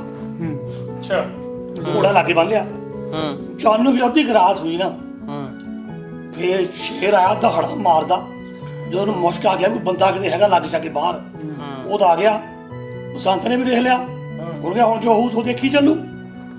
ਹੁਣ ਆਪਣੀ ਗੱਡੀ ਤਲਵਾਰ, ਸ਼ੇਰ ਨੇ ਕੀਤਾ ਹਮਲਾ, ਮੋਹਰੇ ਕੀਤੀ ਢਾਲ, ਪਿੱਛੋਂ ਕੀਤਾ ਵਾਰ, ਤਾਂ ਸ਼ੇਰ ਨੂੰ ਮਾਰ ਕੇ ਉਹ ਮੁਕਾਇਆ। ਵਾਹ ਜੀ ਵਾਹ, ਚੱਕ ਸ਼ੇਰ ਮਾਰ ਛੜਿਆ ਤਾਂ ਆਪ ਫੇਸ ਹੋ ਗਿਆ ਉੱਥੇ। ਅੱਛਾ ਜਦੋਂ ਸਵੇਰਾ ਹੋਇਆ ਤੂੰ ਜਿਹੜਾ ਪਹਿਰੇਦਾਰ ਸੀ ਉਹ ਦਰਵਾਜ਼ਾ ਖੋਲਿਆ ਤਾਂ ਕੀ ਦੇਖਦਾ, ਉਹ ਖੂੰਖਾਰ ਸ਼ੇਰ ਮਰਿਆ ਪਿਆ, ਤੂੰ ਬੰਦਾ ਮਾਰਨ ਵਾਲਾ ਲਾ ਕੇ ਸੁੱਤਾ ਪਿਆ। ਰੈਸਟ ਕਰ ਕਹਿੰਦਾ ਬੜਾ ਬਹਾਦਰ ਆ। ਉਹਨੂੰ ਕੋਤਵਾਲ ਨੂੰ ਸੱਦਿਆ ਵੀ ਤੂੰ ਆ ਕੇ ਦੇਖ ਲਿਆ ਇੱਧਰ। ਜਦੋਂ ਕੋਤਵਾਲ ਆਇਆ ਉਧਰ ਨਾ, ਉਹ ਦੇਖਿਆ ਬੱਲੇ ਬੱਲੇ ਕੋਈ ਸ਼ੇਰ ਮਰਿਆ ਪਿਆ, ਮਾਂ ਲੜਾ ਪਿਆ। ਉਹਨੂੰ ਸਕੀਮ ਸੁਝੀ, ਉਹ ਕਹਿੰਦਾ ਦੇਖ ਆਪਾਂ ਇਹ ਗੱਲ ਕਰਦੇ ਹਾਂ ਦੇਸੀ ਮਾਰ। ਵੀ ਸ਼ੇਰ ਆਪਾਂ ਮਾਰਿਆ, ਅੱਛਾ ਆਪਾਂ ਨੂੰ ਕਹਿੰਦਾ ਬਾਦਸ਼ਾਹ ਨਾਮ ਦੋ, ਇਹਨਾਂ ਆਪਾਂ ਨੂੰ ਕੀ ਦੇਣਾ। ਉਹਨਾਂ ਕੀ ਕੀਤਾ, ਉਹਨੂੰ ਕੁੱਟ-ਕੁੱਟ ਕੇ ਬੇਹੋਸ਼ ਕਰਕੇ ਚੱਕ ਕੇ ਬਾਹਰ ਜਾ ਕੇ ਟੋਇਆਂ ਸੁੱਟਿਆ। ਅੱਛਾ ਅੱਛਾ ਉਹਨੂੰ ਸੁੱਟਿਆ ਹੈ ਤੇ ਜਿਹੜਾ ਰੌਲਾ ਪਾਤਾ ਵੀ ਅਸੀਂ ਸ਼ੇਰ ਮਾਰ ਛੱਡਿਆ, ਅਸੀਂ ਸ਼ੇਰ ਮਾਰ ਛੱਡਿਆ। ਸਾਰੀ ਦੁਨੀਆ ਹੈਰਾਨ ਵੀ ਕੋਤਵਾਲ ਤੇ ਪਹਿਰੇਦਾਰ ਨੇ ਅੱਡਾ ਵੱਡਾ ਸ਼ੇਰ ਮਾਰ ਦਿੱਤਾ। ਜਦੋਂ ਲੋਕਾਂ ਬਾਦਸ਼ਾਹ ਨੂੰ ਪਤਾ, ਹੁਣ ਦਰਬਾਰ ਚ ਸੱਦਿਆ ਹੈ, ਉਹਨਾਂ ਨੂੰ ਇਨਾਮ ਬੜੇ ਦਿੱਤੇ, ਮਾਲੋ ਮਾਲ ਕਰ ਦਿੱਤੇ। ਮੇਰੀ ਕਹਿੰਦਾ ਪਬਲਿਕ ਬਚ ਗਈ, ਬਿਲਕੁਲ ਹੈ ਸ਼ੇਰ ਮਾਰਿਆ ਗਿਆ। ਹੁਣ ਅਸਲ ਵਿੱਚ ਉਹਨੂੰ ਕੀ ਪਤਾ ਸੀ। ਕੀ ਕਹਾਣੀ ਹੈ? ਹੁਣ ਇੱਧਰ ਵਿਚਾਰਾ ਕੀ ਹੋਇਆ, ਜਦੋਂ ਟੋਏ 'ਚ ਮਾਰ ਕੇ ਸੱਟ ਗਿਆ ਆਪਣੇ ਜਿੱਤੋਂ, ਉਹ ਇਹ ਸਹਿਕਦਾ ਸੀ। ਉਧਰ ਕਾਲੂ ਘਮਿਆਰ ਤੋਂ ਉਹਦੇ ਘਰ ਵਾਲੀ, ਅੱਛਾ ਉਹ ਸਵੇਰ ਨੂੰ ਮਿੱਟੀ ਲੈਣਾ ਹੈ, ਉਹ ਛੱਪੜੇ ਟੋਏ ਚੋਂ ਹੀ ਉਹਨਾਂ ਦੇਖਿਆ ਕੋਈ ਮੁੰਡਾ ਸਹਿਕਦਾ ਪਿਆ। ਉਹਨਾਂ ਦੇ ਹੈ ਨਹੀਂ ਸੀ ਔਲਾਦ, ਉਹ ਚੱਕ ਕੇ ਉਹਨੂੰ ਆਪਣੇ ਘਰ ਲੈ ਗਏ। ਇਲਾਜ ਇਲੂਜ ਕੀਤਾ, 1-2 ਮਹੀਨਿਆਂ 'ਚ ਐ 9 ਪਰ 9 ਹੋ ਗਿਆ। ਉਹ ਕਹਿੰਦੇ ਵੀ ਸਾਡੀ ਔਲਾਦ ਹੈ ਨਹੀਂ, ਉਹ ਕਹਿੰਦਾ ਮੇਰੇ ਤੋਂ ਘਰ ਹੈ ਨਹੀਂ। ਉਹ ਉਹਨਾਂ ਦਾ ਪੁੱਤਰ ਬਣ ਗਿਆ। ਟਾਈਮ ਲੰਘਦਾ ਗਿਆ, 6-7 ਮਹੀਨੇ ਇੱਦਾਂ ਲੰਘ ਗਏ। ਇੱਕ ਦਿਨ ਕੀ ਹੋਇਆ, ਬਸੰਤ ਬਾਜ਼ਾਰ ਗਿਆ ਹੋਇਆ, ਜਿਹੜਾ ਕੋਤਵਾਲ ਸੀ ਨਾ ਉਹਨੂੰ ਦੇਖ ਲਿਆ। ਇਹ ਤਾਂ ਉਹੀ ਹੈ। ਉਹ ਕਹਿੰਦਾ ਹੋਈ ਤਾਂ ਆਪਣੇ ਤੋਂ ਮਾਰ ਕੇ ਸੁੱਟਿਆ ਸੀ। ਇਹ ਗਿਆ ਬਾਅਦ ਚ ਵੀ ਜੇ ਕਿਤੇ ਮਹਾਰਾਜ ਨੂੰ ਪਤਾ ਲੱਗ ਗਿਆ ਵੀ ਸਾਨੂੰ ਤਾਂ ਮਹਾਰਾਜ ਜਿੰਦਿਆਂ ਨੂੰ ਮਾਰ ਦੇਣਾ, ਤੇ ਕਿਸੇ ਨਾ ਕਿਸੇ ਤਰ੍ਹਾਂ ਇਹਦਾ ਪਤਾ ਕੱਢਣਾ ਵਾ। ਉਹਨਾਂ ਆਇਆ ਇੱਕ ਵੇਸਵਾਸੀ ਰਹਿੰਦੀ ਪਿੰਡ 'ਚ, ਸ਼ਹਿਰ 'ਚ, ਉਹਨਾਂ ਰਲ ਕੇ ਇੱਕ ਪਲਾਨ ਬਣਾਇਆ, ਉਹਨੂੰ ਉੱਥੇ ਸੱਦਿਆ। ਬਾਅਦ 'ਚ ਉਹਨੂੰ ਤੇ ਚੋਰੀ ਦਾ ਇਲਜ਼ਾਮ ਲਾ ਦਿੱਤਾ। ਅੱਛਾ ਮੇਰੀ ਚੋਰੀ ਕੀਤੀ, ਮੇਰਾ ਸਭ ਕੁਝ ਲੈ ਗਿਆ, ਗਹਿਣੇ ਗੱਟੇ ਲੈ ਗਿਆ। ਉਹਨਾਂ ਨੂੰ ਚੱਕ ਕੇ ਜੇਲ੍ਹ 'ਚ ਮਾਰ ਦਿੱਤਾ, ਉੱਥੇ ਛੱਡ ਦਿੱਤਾ ਜੇਲ੍ਹ ਦੇ ਵਿੱਚ। ਉਹ ਵਿਚਾਰਾ ਜੇਲ੍ਹ 'ਚ ਫਸ ਗਿਆ। ਜਾ ਕੇ ਮਾਪਿਆਂ ਬਹੁਤ ਕਿਹਾ ਵੀ ਸਾਡਾ ਮੁੰਡਾ ਇਦਾਂ ਦਾ ਹੈ ਨਹੀਂ, ਕਾਲੂ ਘਮਿਆਰ ਨੇ ਤਾਂ ਉਹਦੇ ਘਰ ਵਾਲੀ ਨੇ, ਪਰ ਕੌਣ ਸੁਣਦਾ ਬਈ, ਡਾਡਿਆਂ ਦਾ ਜ਼ੋਰ। ਸੋ ਵਿਚਾਰਾ ਜੇਲ੍ਹ 'ਚ ਗਿਆ। ਫਿਰ ਕੀ ਹੋਇਆ, ਰੱਬ ਦੀ ਕਰਨੀ, ਉੱਥੇ ਇੱਕ ਸੌਦਾਗਰ ਆਉਂਦਾ ਹੁੰਦਾ ਸੀ ਵੱਡੇ ਜਹਾਜ਼ ਦੇ ਵਿੱਚ, ਪਾਣੀ ਸਮੁੰਦਰੀ ਜਹਾਜ਼ 'ਚ। ਉਹ ਸਮਾਨ ਇੱਧਰੋਂ ਉੱਧਰ, ਉੱਧਰੋਂ ਇੱਧਰ ਲੈ ਕੇ ਆਉਂਦਾ ਹੁੰਦਾ ਸੀ। ਉਹ ਆਇਆ ਤੇ ਜਦੋਂ ਸਮਾਨ ਲੱਦਿਆ, ਉਹਦਾ ਜਿਹੜਾ ਸ਼ਿਪ ਸੀ ਨਾ ਉਹ ਚੱਲਣੋਂ ਹਟ ਗਿਆ। ਉਹਦੇ ਹੁੰਦੇ ਨੇ ਤਾਂ ਐ ਕਰਨ ਨੂੰ ਹੁੰਦੇ ਆ, ਪਿੱਛੇ ਕਿ ਇਹਨੂੰ ਜਾਣਾ, ਸੇਲਾਂ ਸੂਲਾਂ ਜਿਹੀਆਂ ਲੱਗੀਆਂ ਹੁੰਦੀਆਂ ਸੀ। ਅੱਛਾ ਉਹਨੂੰ ਕਿਸੇ ਨੇ ਕਹਿਤਾ ਵੀ ਜੇ ਤੂੰ ਕਿਸੇ ਬੰਦੇ ਦੀ ਬਲੀ ਦਊਂਗਾ ਅੱਛਾ ਫੇਰ ਤੇਰਾ ਸ਼ਿਪ ਤੁਰਨਾ, ਉੱਦਾਂ ਨਹੀਂ ਤੁਰਨਾ। ਉਹ ਫਿਰ ਬਾਦਸ਼ਾਹ ਨੂੰ ਗੱਲ ਕੀਤੀ। ਬਾਦਸ਼ਾਹ ਨੇ ਕੋਤਵਾਲ ਨੂੰ ਕਿਹਾ ਬਈ ਇਹ ਬੰਦਾ ਹਮੇਸ਼ਾ ਆਉਂਦਾ, ਇਹਨੂੰ ਕਿ ਬੰਦਾ ਚਾਹੀਦਾ ਬਲੀ ਵਾਸਤੇ, ਵੀ ਚਲੋ ਕੋਈ ਅਪਰਾਧੀ ਜਿਹੜੇ ਜੇਲ੍ਹਾਂ 'ਚ ਪਏ ਆ ਉਹਨਾਂ ਚੱਕ ਦੇ ਦਿਓ। ਕੋਤਵਾਲ ਨੂੰ ਚੜ ਗਿਆ ਚਾਹ, ਲੈ ਹੁਣ ਆਇਆ, ਕਹਿੰਦਾ ਉਹ ਕਹਿੰਦਾ ਭਾਰ ਦੇ ਥੱਲੇ ਆ ਵੀ ਚੱਕੋ ਦਾ ਕੰਮ ਨਹੀਂ ਵੇੜੋ। ਉਹ ਖਤਮ ਕਹਾਣੀ। ਉਹਨੂੰ ਚੱਕ ਕੇ ਬਸੰਤ ਨੂੰ ਉਹਦੇ ਨਾਲ ਤੋੜ ਦਿੱਤਾ, ਲੈ ਬਲੀ ਦਿਓ। ਜਦੋਂ ਸ਼ਿਪ 'ਚ ਲੈ ਗਏ, ਉਹ ਲੱਗੇ ਗੜਾਸੇ ਤਿੱਖੇ ਤੁੱਖੇ ਕਰਨ। ਉਹਨੂੰ ਪਤਾ ਲੱਗ, ਕਹਿੰਦਾ ਕੀ ਕਰਨ ਲੱਗੇ ਆ? ਕਹਿੰਦੇ ਵੀ ਤੇਰੀ ਬਲੀ ਦੇਣੀ ਆ। ਉਹ ਕਹਿੰਦਾ ਮਹਾਰਾਜ ਮੇਰੀ ਬਲੀ ਨਾ ਦਿਓ, ਮੈਂ ਤੁਹਾਡਾ ਸ਼ਿਪ ਉੱਦਾਂ ਹੀ ਠੀਕ ਕਰ ਦਿੰਦਾ। ਅੱਛਾ ਵੀ ਕਹਿੰਦਾ ਚੰਗਾ ਜੇ ਤੂੰ ਕਰ ਦੇਵੇਂਗਾ ਫਿਰ ਤੇਰੀ ਬਲੀ ਨਹੀਂ ਦਿੰਦੇ। ਉਹ ਬੰਦਾ ਦਿਮਾਗੀ ਸੀ, ਉਹਨੇ ਇਧਰੋਂ ਉਧਰੋਂ ਰੱਸੇ, ਇੱਧਰ ਕਰ ਰੱਸੇ, ਉੱਧਰ ਕਰ, ਗੰਢਾ ਖੋਲ, ਉਹ ਕਰ ਗੁਰ ਕੇ ਜੀ ਸੇਲ ਇਕੱਠੀ ਕਰ ਦਿੱਤੀ। ਸ਼ਿਪ ਤੁਰ ਪਿਆ। ਵਾਹ ਅੱਛਾ ਉਹ ਸ਼ਿਪ ਤੁਰ ਗਿਆ। ਉਹ ਮਰਚਨ ਸੀਗਾ ਜਿਹੜਾ ਸ਼ਿਪ ਸੌਦਾਗਰ ਸੀ, ਉਹਨੂੰ ਸੋਚਿਆ ਵੀ ਇਦਾਂ ਦਾ ਬੰਦਾ ਤਾਂ ਮੈਨੂੰ ਚਾਹੀਦਾ, ਜਿਹੜਾ ਕਿਸੇ ਵੇਲੇ ਵੀ ਲੋੜ ਪੈ ਸਕਦੀ ਆ। ਬਿਲਕੁਲ।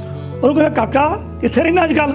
ਕਹਿੰਦਾ ਮਹਾਰਾਜ ਰਹਿਣਾ ਕਿੱਥੇ ਆ, ਜੇਲ੍ਹ 'ਚ ਸੀਗਾ, ਹੁਣ ਮੈਂ ਇੱਥੇ ਆ ਗਿਆ। ਕਹਿੰਦਾ ਏਦਾਂ ਕਰ, ਚੱਲ ਅੱਜ ਤੋਂ ਮੇਰਾ ਤੂੰ ਰਿਹਾ ਧਰਮ ਦਾ ਪੁੱਤਰ। ਵਾਹ। ਉਹਨੂੰ ਅਮੀਰ ਚੰਦ ਜਾਤੇ, ਉਹਦਾ ਕਹਿੰਦੇ ਨਾਂ ਅਮੀਰ ਚੰਦ ਸੀ। ਕਹਿੰਦਾ ਮੇਰਾ ਧਰਮ ਦਾ ਪੁੱਤਰ ਬਣ ਗਿਆ ਤੂੰ। ਉਹ ਕਹਿੰਦਾ ਠੀਕ ਆ। ਫਿਰ ਇਦਾਂ ਹੀ ਛਿਪ ਤੁਰ ਪਿਆ, ਇਦਾਂ ਹੀ ਕਈ ਗੇੜੇ ਉੱਧਰ ਕਦੀ ਗੇੜੇ ਉੱਧਰ ਲੱਗੀ ਜਾਣੇ। ਉਹ ਛਿਪ 'ਚ ਕੰਮ ਕਰੀ ਗਿਆ, ਉਹਦੇ 'ਚ ਟਾਈਮ ਲੰਘਦਾ ਗਿਆ ਤੇ ਪਿਆਰ ਬੜਾ ਪਿਆ ਗਿਆ ਦੋਨਾਂ ਦਾ। ਇਦਾਂ ਹੀ ਇੱਕ ਦਿਨ ਉਹਨਾਂ ਦਾ ਜਿਹੜਾ ਛਿਪ ਸੀ, ਜਹਾਜ਼ ਸੀ, ਉਹਦਾ ਗੇੜਾ ਲੱਗਾ ਕਾਮਰੂਪ, ਇੱਕ ਸ਼ਹਿਰ ਸੀ ਦਰਿਆ ਦੇ ਕਿਨਾਰੇ। ਛਿਪ ਉੱਥੇ ਲੈ ਕੇ ਪਹੁੰਚ ਗਿਆ। ਉਹ ਉੱਥੇ ਉਤਰ ਗਏ। ਉੱਥੇ ਉਹਨੂੰ ਥੋੜ੍ਹਾ ਚਿਰ 2-4 ਹਫ਼ਤੇ ਰਹਿਣਾ ਸੀ, ਸਮਾਨ ਸਮੂਨ ਖਰੀਦਣਾ ਸੀ। ਤਾਂ ਬਸੰਤ ਦਾ ਸੁਨੱਖਾ ਬਹੁਤ ਸੀ। ਹੁਣ ਉਹ 20 ਸਾਲ ਦਾ ਹੋ ਚੁੱਕਾ ਸੀ। ਸੁਨੱਖਾ ਬਹੁਤ ਸੀ ਵੀ ਜਦੋਂ ਬਾਹਰ ਫਿਰਨਾ ਬਾਜ਼ਾਰਾਂ ਦੇ ਵਿੱਚ, ਕੁੜੀਆਂ ਉਹਦੇ ਉੱਤੇ ਡਿੱਗਣ ਮਰਨ ਉਹਦੇ ਉੱਤੇ। ਅੱਛਾ। ਇੱਕ ਉੱਥੇ ਦੀ ਸ਼ਹਿਜ਼ਾਦੀ ਸੀ, ਉਹਦਾ ਦਿਲ ਉਹਦੇ ਉੱਤੇ ਆ ਗਿਆ। ਬਸੰਤ। ਹਾਂ, ਚੰਦਨ ਬਦਨ ਸੀ ਨਾਂ ਉਹਦਾ। ਵਾਹ। ਅੱਛਾ। ਬਦਨ, ਚੰਦਨ ਬਦਨ, ਚੰਦਨ ਦਾ ਬਦਨ ਉਹਦਾ ਨਾਂ, ਬੜਾ ਸੋਹਣਾ ਚੰਦਨ ਬਦਨ ਉਹਦਾ ਨਾਂ ਸੀ। ਚਾਚਾ ਕਿਦਾਂ ਹਾਂ, ਸ਼ਹਿਜ਼ਾਦੀ ਦਾ ਦਿਲ ਰੂਪ ਉੱਤੇ ਆਪਣੇ ਬਸੰਤ ਉੱਤੇ ਆ ਗਿਆ। ਅੱਛਾ। ਉਹ ਘਰ ਜਾ ਕੇ ਦੱਸਿਆ ਉਹਨੇ ਆਪਣੇ ਬਾਪ ਨੂੰ, ਕਹਿੰਦੇ ਜੇ ਮੈਂ ਕਰਾਉਣਾ ਵਿਆਹ ਨਾ ਤਾਂ ਮੈਂ ਇਸ ਬੰਦੇ ਨਾਲ ਹੀ ਵਿਆਹ ਕਰਾਉਣਾ, ਨਹੀਂ ਤਾਂ ਮੈਂ ਸਾਰੀ ਉਮਰ ਵਿਆਹ ਹੀ ਨਹੀਂ ਕਰਾਉਣਾ। ਮਾਪਿਆਂ ਨੂੰ ਸਮਝਾਉਣ ਦੀ ਕੋਸ਼ਿਸ਼ ਕੀਤੀ। ਉਹ ਕਹਿੰਦੇ ਜੇ ਉਹਨੇ ਕਰਾਉਣਾ। ਫਿਰ ਜੋ ਰਾਜੇ ਨੂੰ ਪਤਾ ਲੱਗਾ ਇਹ ਸੌਦਾਗਰ ਦਾ ਮੁੰਡਾ ਆ, ਉਹ ਕਹਿੰਦੇ ਚੱਲ ਠੀਕ ਆ, ਉਹ ਮੰਨ ਗਏ। ਉਹਦਾ ਵਿਆਹ ਕਰ ਦਿੱਤਾ ਉਹਨਾਂ, ਬੜਾ ਧੂਮ-ਧਾਮ ਨਾਲ ਵਿਆਹ ਹੋਇਆ ਹੈ। ਥੋੜ੍ਹੇ ਮਹੀਨੇ, ਥੋੜ੍ਹੇ ਹਫ਼ਤੇ ਉੱਥੇ ਰਹੇ। ਜਦੋਂ ਰਹਿ ਕਿੰਨਾ ਚਿਰ ਹੋ ਗਿਆ, ਪਿਆਰ ਉਹਨਾਂ ਦਾ ਬਹੁਤ ਹੋ ਗਿਆ। ਕਿਤੇ ਗਾਉਂਦੇ ਫੈਨਾ ਉਹਨਾਂ ਨੇ, ਮੌਜਾਂ ਲੱਗੀਆਂ, ਦੋਨੋਂ ਹੀ ਸੁਨੱਖੇ, ਦੋਨੋਂ ਹੀ ਸੋਹਣੇ। ਉਹ ਸੌਦਾਗਰ ਦਾ ਮੁੰਡਾ, ਉਧਰੋਂ ਬਾਦਸ਼ਾਹ ਦੀ ਧੀ। ਇਹ ਚੀਜ਼ ਦੀ ਘਾਟ ਥੋੜ੍ਹੋ ਸੀ। ਲੰਘਦੇ ਰਹੇ ਅਖੀਰ ਤੇ ਹੁਣ ਛਿਪ ਵਾਪਸ ਜਾਣਾ ਸੀ। ਤਾਂ ਫਿਰ ਹੁਣ ਤੈਨੂੰ ਪਤਾ ਵੀ ਬਸੰਤ ਨੇ ਵੀ ਨਾਲ ਹੀ ਜਾਣਾ ਸੀ ਆਪਣੇ ਬਾਪ ਦੇ। ਉਹਨੇ ਕਿਹਾ ਵੀ ਆਪਾਂ ਹੁਣ ਵਾਪਸ ਚੱਲੇ ਆ। ਫਿਰ ਉਹ ਆਪਣੇ ਬਾਦਸ਼ਾਹ ਕੋਲ ਗਏ, ਦੋਨਾਂ ਨੇ ਇਜਾਜ਼ਤ ਮੰਗੀ, ਉਹ ਤੁਰ ਪਏ। ਛਿਪ ਤੁਰ ਪਿਆ ਜੀ। ਹੁਣ ਕਈ ਤੈਨੂੰ ਪਤਾ ਮਹੀਨਿਆਂ ਬੱਧੀ ਦੇ ਸਫ਼ਰ ਹੁੰਦੇ ਆ। ਛਿਪ ਤੇ ਜਾਂਦੇ ਆ ਤੇ ਇੱਕ ਦਿਨ ਜਿਹੜੀ ਚੰਦਨ ਬਦਨ ਸੀ ਨਾ, ਉਹ ਕਹਿੰਦੇ ਛਿਪ ਦੇ ਉੱਪਰ ਇਸੇ ਡੈਕ ਤੇ ਆਈ ਹੋਈ ਤੇ ਬਾਲ ਬੋਣ ਲਈ। ਜਿਹੜਾ ਅਮੀਰ ਚੰਦ ਸੀ, ਸੌਦਾਗਰ ਸੀ ਨਾ, ਉਹਦਾ ਦਿਲ ਉੱਤੇ ਆ ਗਿਆ। ਇੰਨੀ ਸੁਰੱਖੀ ਸੀ ਉਹ ਸੋਚਣ ਲੱਗਾ ਵੀ ਕਿਸੇ ਤਰੀਕੇ ਨਾਲ ਇਹ ਮੇਰੇ ਘਰ ਵਾਲੀ ਬਣ ਜਾਏ। ਇਹ ਤਾਂ ਭੁੱਲ ਗਿਆ ਵੀ ਮੈਂ ਉਹਦਾ ਹਸਬੈਂਡ, ਮੈਂ ਮੁੰਡਾ ਬਣਾਇਆ। ਤੈਨੂੰ ਪਤਾ ਜਿਹੜਾ ਇੱਦਾਂ ਦਾ ਭੂਤ ਸਵਾਰ ਜਦੋਂ ਬੰਦੇ ਦੇ ਹੋ ਜਾਏ, ਸੁਰਤ ਜਿਹੜੀ ਕਮਲੀ ਹੋ ਜਾਂਦੀ ਹੈ, ਬੁੱਧੀ ਪੁੱਠੀ ਹੋ ਜਾਂਦੀ ਆ। ਉਹ ਦਿਲ ਉੱਤੇ ਆ ਗਿਆ। ਫਿਰ ਲੱਗਾ ਕਿਸੇ ਨਾ ਕਿਸੇ ਤਰੀਕੇ ਨਾਲ ਮੈਂ ਇਹਦਾ ਬਸੰਤ ਦਾ ਕੰਮ ਕਰ ਦੇਵਾਂ। ਕੀ ਹੋਇਆ, ਮੌਸਮ ਬੜਾ ਖਰਾਬ ਹੋ ਗਿਆ। ਹਨੇਰੀ ਤੇ ਝੱਖੜ ਆਉਣ ਲੱਗ ਪਿਆ, ਉੱਚੇ ਉੱਚੇ ਛੱਲਾਂ ਆਉਣ ਲੱਗ ਪਈਆਂ। ਤੈਨੂੰ ਪਤਾ ਜਿਹੜੇ ਉਹ ਕੱਪੜੇ ਆ ਪਾਏ ਹੁੰਦੇ ਛਿੱਪਾਂ ਖਿੱਚਣ ਵਾਲੇ, ਰੱਸੇ ਐਨੂੰ ਜਾਣ ਉਹਨੂੰ ਜਾਣ, ਉਹ ਖਿੱਚਦੇ ਧੂਦੇ ਆ। ਜਦੋਂ ਇੱਕ ਵੱਡੀ ਸਾਰੀ ਲੱਫ ਆਈ, ਜਿਹੜਾ ਸੌਦਾਗਰ ਸੀ ਉਹਨੂੰ ਮੌਕਾ ਦੇਖਿਆ, ਉਹ ਨਾਲ ਹੀ ਮਾਰਿਆ ਧੱਕਾ। ਅੱਛਾ। ਬਸੰਤ ਨੂੰ ਤਾਂ ਪਾਣੀ 'ਚ ਚੱਕ ਕੇ ਮਾਰਿਆ। ਪਾਣੀ 'ਚ ਮਰ ਗਿਆ। ਰੌਲਾ ਪੈ ਗਿਆ ਵੀ ਬਸੰਤ ਰੁੜ ਗਿਆ, ਬਸੰਤ ਰੁੜ ਗਿਆ। ਬੜੀ ਉਦਾਸ ਹੋਈ। ਰਾਤ ਸੀਗੀ, ਸਵੇਰਾ ਹੋਇਆ, ਜਿਹੜਾ ਤੂਫਾਨ ਸੀ ਰੁਕ ਗਿਆ। ਪਰ ਉਹਦਾ ਤੂਫਾਨ ਤਾਂ ਸ਼ੁਰੂ ਸੀ ਕੁੜੀ ਦਾ। ਬਿਲਕੁਲ। ਉਹਦਾ ਆਦਮੀ ਮਰ ਗਿਆ ਜਿਹਨੂੰ ਪਿਆਰ ਬਹੁਤ ਕਰਦੀ ਸੀ। ਹੌਲੀ ਹੌਲੀ ਦਿਨ ਲੰਘ ਗਏ ਤਾਂ ਜਿਹੜਾ ਦੂਜਾ ਸੀਗਾ ਆਪਣਾ ਸੌਦਾਗਰ, ਉਹਨੂੰ ਕਹਿੰਦਾ ਵੀ ਦੇਖ, ਉਹ ਤੁਹਾਨੂੰ ਚੱਲ ਗਿਆ ਵੀ ਤੂੰ ਏਦਾਂ ਕਰ, ਮੇਰੇ ਨਾਲ ਵਿਆਹ ਕਰਾ ਲਾ। ਮੈਂ ਤੇਰਾ ਧਿਆਨ ਰੱਖੂ। ਹਾਂ, ਮੈਂ ਤੇਰਾ ਧਿਆਨ ਰੱਖੂ। ਉਹ ਕਹਿੰਦੀ ਮੈਂ ਤਾਂ ਤੁਹਾਨੂੰ ਆਪਣਾ ਪੇ ਸਮਝਿਆ, ਵੀ ਮੈਂ ਤਾਂ ਕਿੱਦਾਂ ਕਰ ਸਕਦੀ ਹਾਂ। ਉਹ ਬਥੇਰੇ ਲਾਲਚ ਲੂਚ ਦਿੱਤੇ, ਡਰਾਵੇ ਵੀ ਦਿੱਤੇ, ਪਰ ਉਹ ਮੰਨੀ ਨਹੀਂ। ਉਹ ਹੋਣ ਲੱਗਾ ਕਿ ਉਹ ਰੋਜ਼ ਹੀ ਇੱਦਾਂ ਕਰ ਦੇਣਾ, ਰੋਜ਼ ਹੀ ਆ ਕੇ ਉਹਨੂੰ ਕਹਿਣਾ। ਉਹ ਇੱਕ ਦਿਨ ਕਹਿੰਦੀ ਵੀ ਇੱਦਾਂ ਕਰ, ਦੇਖ ਮੈਨੂੰ ਸਾਲ ਦੇ 12 ਮਹੀਨੇ ਮੈਨੂੰ ਦੇ ਦੇ। ਜੇ 12 ਮਹੀਨਿਆਂ ਦੇ ਵਿੱਚ ਬਸੰਤ ਮੈਨੂੰ ਨਹੀਂ ਮਿਲਦਾ ਤਾਂ ਮੈਂ ਤੇਰੇ ਨਾਲ ਵਿਆਹ ਕਰਾ ਲੂੰ। ਅੱਛਾ, ਸ਼ਰਤ ਰੱਖਤੀ। ਹਾਂ, ਵੀ 12 ਮਹੀਨੇ ਨਹੀਂ ਮੈਨੂੰ ਪੁੱਛਣਾ ਤੇ। ਉਹ ਕਹਿੰਦਾ ਚੱਲ ਠੀਕ ਆ, 12 ਮਹੀਨੇ ਚੱਟ ਲੰਘ ਜਾਣੇ ਆ। 2 ਗੇੜੇ ਇੱਧਰ ਲਾਏ, 2 ਗੇੜੇ ਉੱਧਰ ਲਾਏ, 12 ਮਹੀਨੇ ਹੋ ਜਾਣੇ ਆ। ਹੈ, ਚੱਲ ਠੀਕ ਆ। ਉਹ ਬੜਾ ਖੁਸ਼ ਹੋ ਗਿਆ।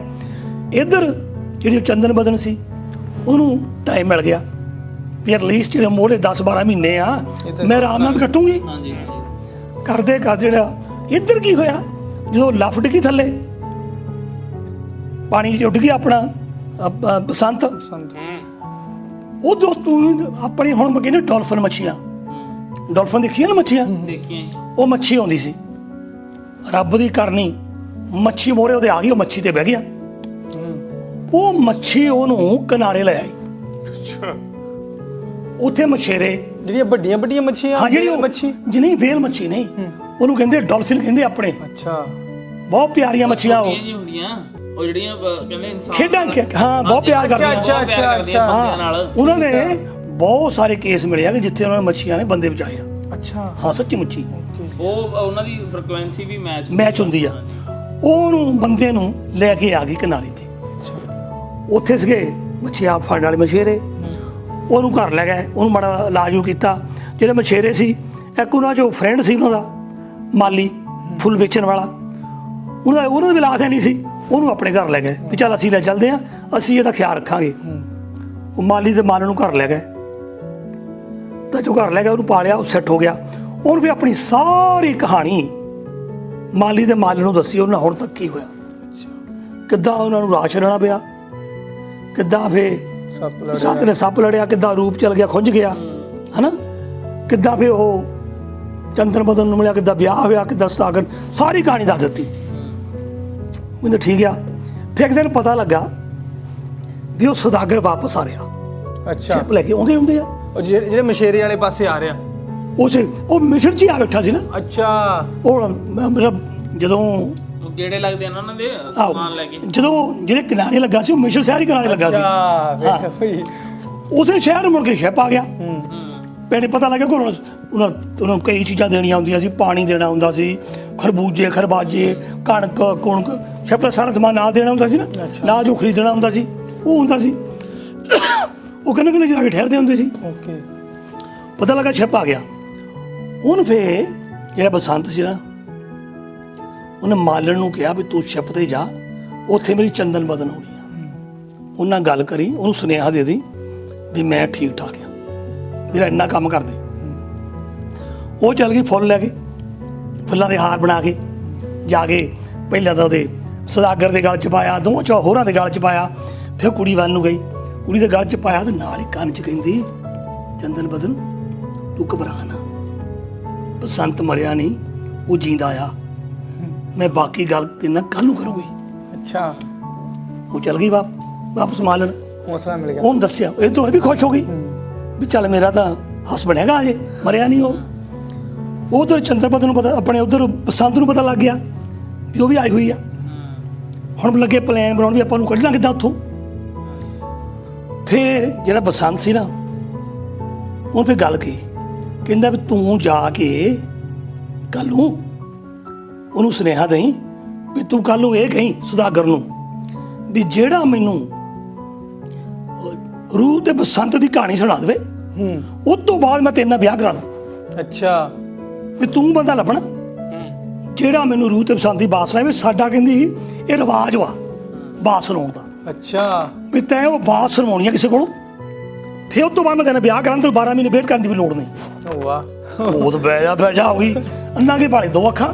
ਮੈਂ ਕਹਿੰਦਾ ਹੁਣੇ ਕੰਮ ਕਰ ਦਿੰਦਾ ਮੈਂ। ਉਹਦਾ ਸੁਦਾਗਰ ਸੀ, ਉਹ ਗਿਆ ਫਿਰ ਰੂਪ ਕੋਲ, ਬਾਦਸ਼ਾਹ ਕੋਲ, ਕਹਿੰਦਾ ਮਹਾਰਾਜ ਵੀ ਮੇਰਾ ਹੋਣਾ ਵਿਆਹ, ਮੇਰਾ ਵਿਆਹ ਉਦੋਂ ਤੱਕ ਨਹੀਂ ਹੋ ਸਕਦਾ ਜਦ ਤੱਕ ਕੋਈ ਰੂਪ ਤੇ ਬਸੰਤ ਦੀ ਬਾਤ ਨਹੀਂ ਸੁਣਾਉਂਦਾ। ਉਹ ਰੂਪ ਦੇ ਵੀ ਕੰਨ ਖੜ ਗਏ, ਰਾਜਾ ਸੀ ਉੱਥੇ ਦਾ, ਉਹਨੇ ਢਿਡੋਰਾ ਪਟਾਤਾ ਆਣ ਕੇ ਸਾਰੇ ਸ਼ਹਿਰ ਵਿੱਚ ਵੀ ਜਿਹੜਾ ਵੀ ਰੂਪ ਤੇ ਬਸੰਤ ਦੀ ਬਾਤ ਸੁਣਾਊ ਉਹਨਾਂ ਨੂੰ ਵੱਡੇ ਵੱਡੇ ਇਨਾਮ ਦਿੱਤੇ ਜਾਣਗੇ। ਹੁਣ ਗੱਲ ਤੋਂ ਨਾ ਬਣਾਈ ਹੋਈ ਸੀ ਮਾਲੀ ਤੇ ਮਾਲਣ ਨੇ ਤਾਂ ਬਸੰਤ ਨੇ, ਇਹਨੇ ਗੱਲ ਬਣਾਈ ਵੀ ਜਾ ਮਾਲਣ ਨੂੰ ਕਿਹਾ ਉਹਦੇ ਦਰਬਾਰ ਜਾ ਬਾਦਸ਼ਾਹ ਦੇ, ਉੱਥੇ ਜਾ ਕੇ ਕਹਿ ਵੀ ਮੇਰੀ ਕੁੜੀ ਇਹ ਕਹਾਣੀ ਜਾਣਦੀ ਆ, ਉਹ ਸਾਰੀ ਬਾਤ ਸੁਣਾਊ। ਅੱਛਾ ਪਰ ਉਹ ਅੱਜ ਤੱਕ ਉਹਦੇ ਸਰੀਰ ਤੇ ਕਿਸੇ ਬੰਦੇ ਦੀ ਨਿਗਾਹ ਨਹੀਂ ਪਈ। ਉਹ ਚਾਹੁੰਦੀ ਨਹੀਂ ਕਿਸੇ ਬੰਦੇ ਦੀ ਨਿਗਾਹ ਪਵੇ, ਸੋ ਇਹ ਕੰਮ ਕਰਨਾ ਪਊ ਵੀ ਤੁਹਾਨੂੰ ਸਾਰੀ ਬਾਟ ਮੇਰੇ ਘਰ ਤੋਂ ਇੱਥੋਂ ਦਰਬਾਰ ਤੱਕ ਕਨਾਤਾਂ ਲਾਉਣੀਆਂ ਪੈਣਗੀਆਂ। ਅੱਛਾ ਉਹ ਫੇਰ ਆਊਗੀ ਸੁਣਾਉਣ। ਰਾਜਾ ਕਹਿੰਦਾ ਕਿਹੜੀ ਗੱਲ ਆ, ਉਹਨਾਂ ਕਨਾਤਾਂ ਲਵਾਤੀਆਂ, ਛੱਤਾਂ ਪਵਾਤੀਆਂ ਚਾਰੇ ਪਾਸੇ। ਬਸੰਤ ਫਿਰ ਕਿ ਕੁੜੀ ਦੇ ਰੂਪ ਵਿੱਚ ਅੱਛਾ ਗੁੱਤਾਂ ਕਰਕੇ ਬੁੜੀਆਂ ਵਾਲੇ ਕੱਪੜੇ ਪਾ ਕੇ ਤਾਂ ਡੋਲੀ 'ਚ ਬੈਠ ਕੇ ਉੱਥੇ ਆਇਆ। ਵਾਹ ਰੂਪ ਨੇ ਪੁੱਛਿਆ ਵੀ ਤੈਨੂੰ ਕਿਹਨੇ ਸੁਣਾਉਣੀ ਆ ਬਾਤ? ਉਹ ਕਹਿੰਦੀ ਮਹਾਰਾਜ ਮੈਂ ਸੁਣਾਉਂਗੀ ਬਾਤ। ਕਹਿੰਦੀ ਸੁਣਾ ਫੇ। ਉਹਨੇ ਫਿਰ ਸਾਰੀ ਬਾਤ ਮੁੱਢ ਤੋਂ ਲੈ ਕੇ ਸੁਣਾਉਣੀ ਸ਼ੁਰੂ ਕਰ ਦਿੱਤੀ। ਜਿਉਂ-ਜਿਉਂ ਬਾਤ ਸੁਣਦਾ ਤਾਂ ਰੂਪ ਦੇ ਚਿਹਰੇ ਤੇ ਤਿਰਲੀਆਂ ਆ ਰਹੀਆਂ ਵੀ ਤਾਂ ਸਾਡੀ ਗੱਲ ਹੀ ਆ। ਫਿਰ ਉਹਨੂੰ ਪਤਾ ਲੱਗਾ ਕਿਵੇਂ ਜੋਗੀਨਾਥ ਨੇ ਉਹਨੂੰ ਬਚਾਇਆ, ਕਿਵੇਂ ਕੋਤਵਾਲ ਨੇ ਤਾਂ ਪਹਿਰੇਦਾਰ ਨੇ ਰਲ ਕੇ ਉਹਨਾਂ ਦਾ ਮਾਰਿਆ ਸ਼ੇਰ ਹੈ, ਉਹਦੀ ਬੱਲੇ ਬੱਲੇ ਆਪ ਲੈ ਲਈ, ਕਿੱਦਾਂ ਇਹਨੂੰ ਕੁੱਟ ਮਾਰ ਕੇ ਇਹ ਛੱਪੜ ਵਿੱਚ ਸਿੱਟ ਕੇ ਆਏ ਸਾਰੀ ਕਹਾਣੀ ਪਤਾ ਹੈ। ਸਾਰੀ ਕਹਾਣੀ ਸੁਣਾਤੀ, ਕਿੱਦਾਂ ਵੀ ਉਹ ਸੌਦਾਗਰ ਲੈ ਗਿਆ, ਕਿੱਦਾਂ ਉਹਦਾ ਵਿਆਹ ਹੋਇਆ, ਕਿੱਦਾਂ ਮੁੜ ਕੇ ਆਏ ਤੇ ਹੁਣ ਕੀ ਹੋਇਆ। ਫਿਰ ਉਹ ਕਹਿੰਦੀ ਜਦੋਂ ਹੰਝੂ ਟਿਕਣ ਲੱਗ ਪਏ ਰੂਪ ਦੇ, ਉਹ ਫਿਰ ਉਹ ਕਹਿੰਦੀ ਮਹਾਰਾਜ ਤੁਸੀਂ ਘਬਰਾਓ ਨਾ, ਬਸੰਤ ਮਰਿਆ ਨਹੀਂ, ਬਸੰਤ ਅੱਜ ਵੀ ਜੀਂਦਾ ਆ, ਉਹ ਪਾਣੀ ਚੋਂ ਵੀ ਬਚ ਗਿਆ ਸੀ। ਵਾਹ। ਕਹਿੰਦਾ ਅੱਛਾ, ਜਦੋਂ ਤਾਂ ਗੱਲ ਕਹੀ ਉਹ ਨਾਲ ਹੀ ਆਪਣੇ ਸਾਰੇ ਲਾਤੇ, ਕਹਿੰਦਾ ਮਹਾਰਾਜ ਬਸੰਤ ਤੁਹਾਡੇ ਸਾਹਮਣੇ ਖੜਾ। ਵਾਹ। ਰਾਜੇ ਨੇ ਉਸੇ ਵੇਲੇ ਆ ਕੇ ਉਹਨੂੰ ਜੱਫੀ ਪਾਈ, ਭਰਾ ਸੀ, ਜੱਫੀ ਪਾ ਲਈ, ਪਾ ਕੇ ਤਾਂ ਨਾਲ ਹੀ ਵਿੱਚੇ ਸੁਦਾਗਰ, ਵਿੱਚੇ ਹੀ ਕੋਤਵਾਲ, ਵਿੱਚੇ ਹੀ ਵੇਸਵਾ, ਜਿੰਨੇ ਵੀ ਸਾਰੇ ਬੰਦੇ ਸੀ ਨਾ, ਕਹਿੰਦਾ ਇਹਨਾਂ ਨੂੰ ਕੁੱਤਿਆਂ ਤੋਂ ਪੜਵਾ ਦਿਓ। ਕਿੰਨੀ ਮਾੜੀ ਇਹਨਾਂ ਮਾੜੀ ਕੀਤੀ, ਉਹਨਾਂ ਸਾਰਿਆਂ ਨੂੰ ਕੁੱਤਿਆਂ ਤੋਂ ਪੜਵਾਇਆ। ਚੀਕਾ ਮਾਰ ਰੋਣ ਪਿੱਟਣ ਤੋਂ ਕਿੱਥੇ, ਸਜ਼ਾ ਤਾਂ ਮਿਲਣੀ ਸੀ ਕਰਮਾਂ ਦੀ। ਬਿਲਕੁਲ। ਫਿਰ ਰੂਪ ਤੇ ਬਸੰਤ ਆਪਣੇ ਸ਼ਹਿਰ ਸੰਘੋਲ, ਜਿਹੜਾ ਸੰਗਲਾਦੀਪ ਦਾ ਇਲਾਕਾ ਸੀ, ਉੱਥੇ ਗਏ। ਉਹਦਾ ਬਾਪ ਹਜੇ ਵੀ ਜੀਦਾ ਸੀ, ਬੁੱਢਾ ਹੋਇਆ ਸੀ, ਤਾਂ ਪਰ ਜਿਹੜਾ ਵਜ਼ੀਰ ਸੀ ਉਹਨੇ ਜਨਤਾ ਦਾ ਦਮ ਨਕਦ ਕੀਤਾ ਹੋਇਆ ਸੀ, ਬਹੁਤ ਬੁਰਾ ਹਾਲ ਸੀ। ਜਦੋਂ ਇੱਥੇ ਪਹੁੰਚੇ ਉਹਨਾਂ ਸਾਰੀ ਗੱਲ ਦੱਸੀ, ਉਹਨਾਂ ਫਿਰ ਵਜ਼ੀਰ ਨੂੰ ਫੜ ਕੇ ਫਾਹੇ ਲਾਇਆ, ਕਿਉਂਕਿ ਆਪ ਫਿਰ ਹੁਣ ਰਾਜੇ ਸੀ ਉਸ ਟਾਈਮ। ਫਿਰ ਉਹਨੂੰ ਫਾਹੇ ਲਾਇਆ। ਫਿਰ ਮੁੜ ਕੇ ਬਸੰਤ ਨੂੰ ਉੱਥੇ ਦਾ ਰਾਜਾ ਬਣਾਇਆ। ਰੂਪ ਵਾਪਸ ਮਿਸਰ ਚਲ ਗਿਆ। ਜੋ ਧਰਮੀ ਬੰਦੇ ਸੀ ਉਹਨਾਂ ਨੇ ਅੰਤ ਦੇ ਵਿੱਚ ਆਣ ਕੇ ਭਾਈ ਉਹਨਾਂ ਜੋ ਹੱਕ ਸੀ ਉਹਨਾਂ ਨੂੰ ਮਿਲ ਗਿਆ। ਇਹ ਸੀ ਮੇਰੀ ਬਾਤ ਰੂਪ ਤੇ ਬਸੰਤ। ਨਿੱਕਾ ਹੁੰਦਾ ਮੈਂ ਸੁਣਦਾ ਹੁੰਦਾ ਸੀ, ਮੈਂ ਕਿਹਾ ਜਦੋਂ ਅਖੀਰ ਲਾਸਟ ਵਾਲੀ ਸੁਣੀ ਆ ਉਦੋਂ ਮੈਂ 12 ਕੁ ਸਾਲ ਦਾ ਸੀ। ਇੰਨੇ ਸਾਲ ਪੁਰਾਣੀ ਨਾਮ ਵੀ ਆ ਬਾਬਾ ਹੈ। ਹੁਣ ਵੇਖ ਦੇਖ ਲਾ ਵੀ ਹੁਣ ਕੰਮ ਇਹ ਆ ਪੁੱਤਰੋ, ਹਾਂਜੀ ਇਹਨਾਂ ਬਾਤਾਂ ਨੂੰ ਤੁਸੀਂ ਚੇਤੇ ਰੱਖਿਓ। ਜ਼ਰੂਰ। ਇਹ ਬਾਤਾਂ ਬਹੁਤ ਜ਼ਰੂਰੀ ਆ ਸਾਡੇ ਕਲਚਰ ਲਈ। ਜਿੱਦਾਂ ਤੂੰ ਤਾਂ ਇਹ ਸੁਣਾਉਣਾ ਨਾ ਉਦਾਂ ਤਾਂ ਵੈਸੇ ਹੀ ਚੇਤਾ ਰਹਿ ਜਾਣਗੀਆਂ। ਅੱਛਾ ਚਲ ਹਾਂ, ਵਧੀਆ। ਇਹ ਤਾਂ ਬੜਾ ਐਨ ਪੂਰਾ ਬੰਦਾ। ਮੈਂ ਤਾਂ ਹੁਣ ਤੁਸੀਂ ਵਾਪਸ ਲੈ ਆਏ, ਮੈਂ ਤਾਂ ਉੱਥੇ ਪਹੁੰਚ ਚੁੱਕਿਆ ਹੀ ਹਜੇ। ਮੈਂ ਤਾਂ ਸੋਚਿਆ ਵੀ ਉਸ ਤੋਂ ਬਾਅਦ ਹਜੇ ਰਾਜੇ ਨੇ ਕਿਹੜਾ ਕੀ ਕੁਛ ਕਰਨਾ, ਮੈਂ ਤਾਂ ਹੁਣ ਉੱਥੇ ਤੱਕ ਪਹੁੰਚਿਆ। ਬਹੁਤ ਮਸ਼ਹੂਰ ਬਾਤ ਹੈ ਇਹ, ਹਿੰਦੀ ਚ ਵੀ ਆ, ਪੰਜਾਬੀ ਚ ਆ, ਇਹਦੇ ਕਿੱਸੇ ਵੀ ਮਿਲਦੇ ਆ। ਮੈਂ ਛੋਟਾ ਜਿਹਾ ਸੀਗਾ, ਦੁਸਹਿਰਾ ਹੁੰਦਾ ਨਾ ਆਪਣੇ, ਹਾਂਜੀ ਦੁਸਹਿਰੇ ਉੱਤੇ ਲੱਗਾ ਹੁੰਦਾ ਸੀ ਕਿੱਸਾ ਪੂਰਨ ਭਗਤ, ਅੱਛਾ ਕਿੱਸਾ ਰੂਪ ਬਸੰਤ, ਕਿੱਸਾ ਕੇਰ ਸਿੰਘ, ਉਹ ਵੀ ਗੱਲ ਸਮਝ ਆਏਗੀ ਤੁਹਾਨੂੰ। ਹਾਂਜੀ ਕਿੱਸਾ ਕੇਰ ਸਿੰਘ, ਕਿੱਸਾ ਰਾਜਾ ਹਰੀਸ਼ ਚੰਦਰ, ਵਾਹ। ਕਿੱਸਾ ਹੀਰ ਤੇ ਰਾਂਝਾ, ਹੀ ਰਾਂਝਾ। ਵਾਹ। ਤੁਲਾ, ਰਾਂਝਾ ਇਹ ਸੁਣਿਆ। ਸਾਰੇ ਮਿਲਦੇ ਹੁੰਦੇ ਸੀ। ਬਾਕੀ ਬਾਤਾਂ ਆਪਾਂ ਫੇਰ ਸੁਣਾਵਾਂਗੇ। ਬਿਲਕੁਲ। ਹੁਣ ਵੀ ਕਾਕਾ ਇਦਾਂ ਕਰੋ, ਮਾੜਾ ਮੋਟਾ ਖਾਵੋ ਆਹ ਤੇ ਮੰਮੀ ਪੈਣਾ ਤਾਂ ਤੁਸੀਂ ਵੀ ਜਾਵੋ। ਚਲੋ ਚਲੋ ਮੰਜੇ ਵਿਛਾ ਦਿੰਦੇ ਆ ਜੀ। ਆਹ